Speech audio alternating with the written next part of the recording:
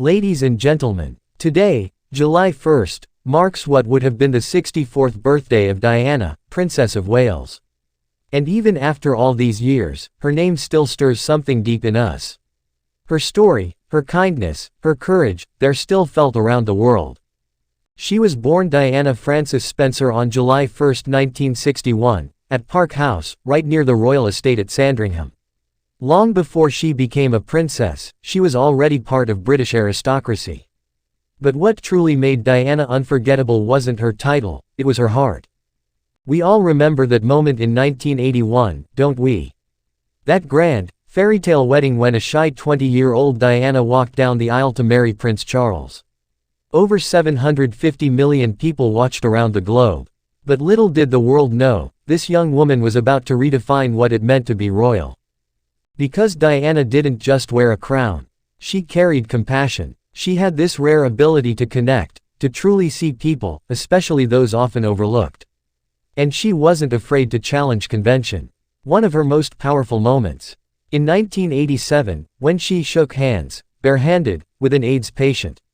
At a time when fear and stigma were everywhere, Diana broke through it with a single human gesture. That image changed minds around the world.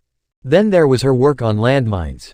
We all remember the photo of her walking through a cleared minefield in Angola, wearing a flak jacket, showing the world the human cost of conflict. And long before it was common to talk about it, Diana opened up about her own struggles, her mental health, her eating disorder, and the emotional pain she felt behind palace doors. That honesty gave others permission to speak up too. But above all, Diana was a devoted mother. William and Harry weren't just princes to her, they were her world. She wanted them to grow up knowing life beyond the palace gates. Whether it was going to McDonald's or visiting homeless shelters, Diana gave them something far more valuable than royal protocol, she gave them perspective. And it shows even today. You can see Diana's legacy living on in her sons. In Prince William's work on mental health and homelessness. In Prince Harry's passion for veterans and trauma support. You can see her values in how they raise their own children. Now, of course, we can't talk about Diana without remembering that dark day, August 31, 1997. The day we lost her. The outpouring of grief was unlike anything we've ever seen. Flowers piled high outside Kensington Palace. Millions lined the streets. The world stood still. And yet, even in death, Diana's light never dimmed. Today, there's the Diana Award, honoring young people doing amazing work in their communities. There's her memorial fountain in Hyde Park, and her statue at Kensington Palace, where she lived, laughed, and raised her boys.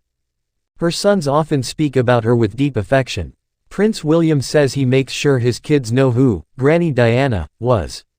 Prince Harry has said her voice still guides him, and it's clear that her spirit still moves both of them in their own paths. So, on what would have been her 64th birthday, we don't just remember a princess. We remember a woman who broke barriers, who opened hearts, who showed us that being royal isn't about grandeur, it's about service. About compassion. About being brave enough to love when the world is watching. I'd like to end with her words that capture her spirit so well. Diana once said, "Greater than, carry out a random act of kindness, with no expectation of reward, safe in the knowledge that one day someone might do the same for you." Today, may we honor her by doing just that. By living with kindness, with courage, and with the grace she left behind.